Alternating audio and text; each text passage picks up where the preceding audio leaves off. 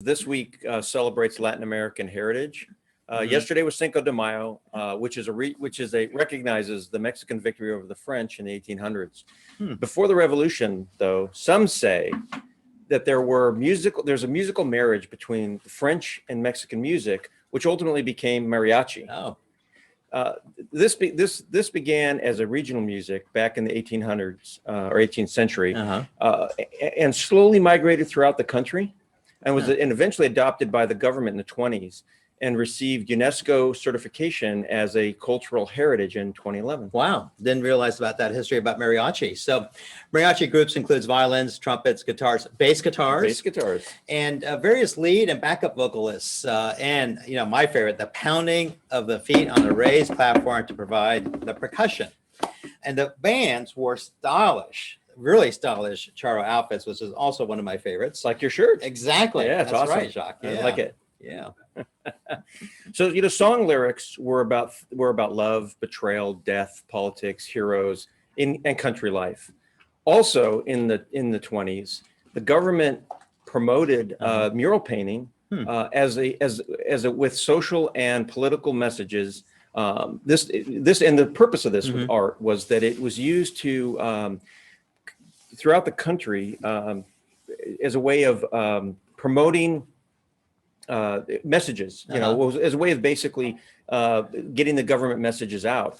And the reason for using art versus other media forms was simply that at that time there was the greater part of the population was illiterate. Oh, I did not know that. So one of the basic underpinnings of this art movement was that art should be public, available to all of the citizens, not just a few of the wealthy collectors. And the government agreed that artists, amazingly, should actually have complete freedom of expression. Answering this call was one of the finest artists in the country, Diego Rivera. Oh, one of my favorites. Yeah, and Sarah will now highlight just a sampling of his immense work. So Sarah, welcome back. Hi, everyone. Thank you. Let me just start by sharing my screen. I love the mariachi music. It's great. Great. So here we are.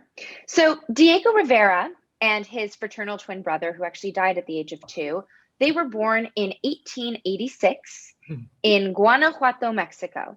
And his parents were both teachers. And an interesting fact that I found out is that his mother was said to have converso ancestry, which meant that it was Spanish ancestors who were forced to convert from Judaism to Catholicism in the 15th and 16th centuries. Despite never being raised practicing any Jewish faith, Rivera felt that his Jewish ancestry informed his art. Diego's exceptional artistic talent was obvious to his parents from an early age. They actually set aside a room in the house for him in which he painted his first quote unquote murals on the walls. He was caught drawing on the walls at 3 years old, so his parents installed chalkboards and canvases around the room to encourage him. By the age of 10, Rivera decided that he wanted to attend art school, despite his father's desire that he pursue a military career. And by the age of 12, Rivera was enrolled full-time at the San Carlos Academy of Fine Arts, where he received training modeled on conservative European academies.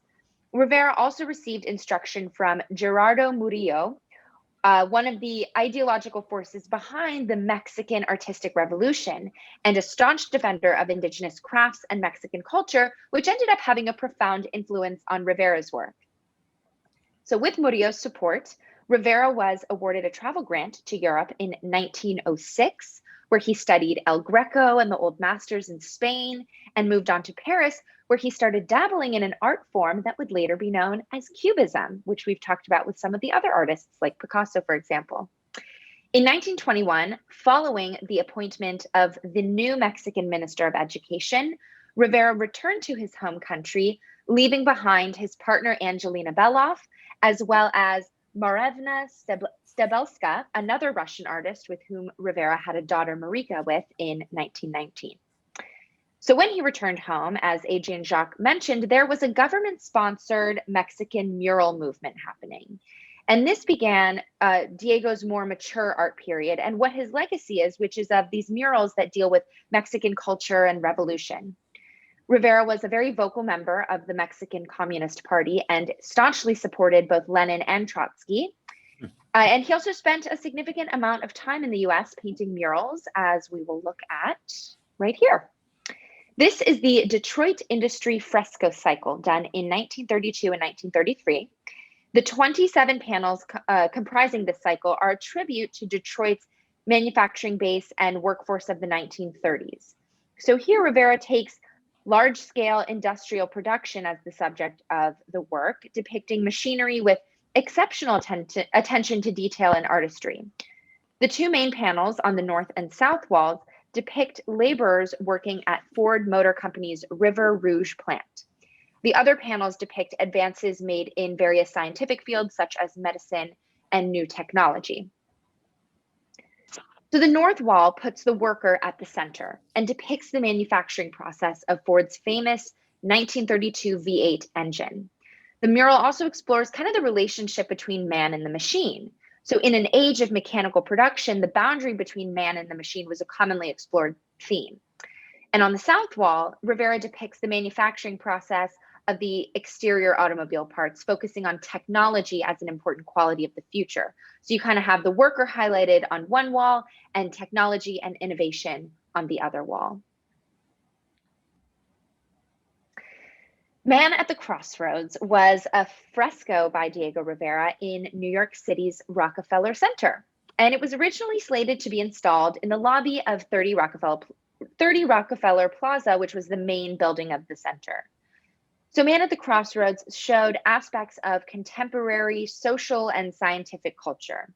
The Rockefeller family approved of the mural's idea, which was kind of a contrast of capitalism as opposed to communism. However, the New York World Telegram complained about the piece, calling it, quote, anti-capitalist propaganda. And as well, an image of Vladimir Lenin and a Soviet-Russian May Day parade were secretly added to the mural in protest by Rivera. So when these were discovered, Nelson Rockefeller, who at the time was the director of the center, wanted Rivera to remove the portrait of Lenin, but Rivera was unwilling to do so. So in May 1933, Rockefeller ordered the mural to be plastered over and thereby destroyed before it was even finished. But this whole event, though, really speaks to Rivera's character and what he believed in and what he was willing to sacrifice to stay true to his more controversial beliefs. This is a detail of Rivera's The Great City of Tenochtitlan in 1945.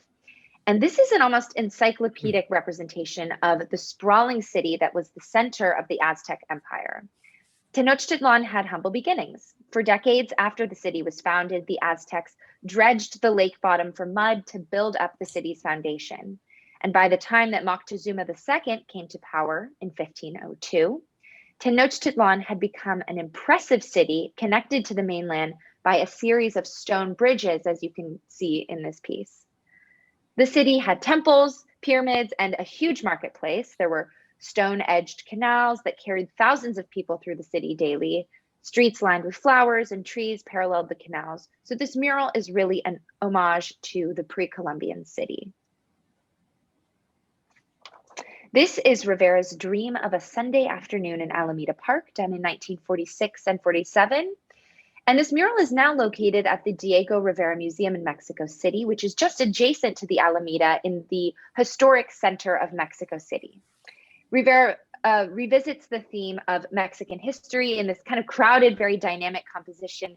It's filled with meaningful portraits, historical figures, and symbolic elements. So you can see more closely here, it was conceived as kind of a festive autobiography. So Rivera represents himself at the center as a child with his then wife and fellow artist Frida Kahlo, which I presented a few months back, holding a yin-yang sign, which was meant to represent Aztec duality. Next to Kahlo in the center frame is La Calavera Catrina, which was an illustration of a skeleton by printmaker Jose Guadalupe Posada, and has now come to represent Day of the Dead, an important Mexican holiday.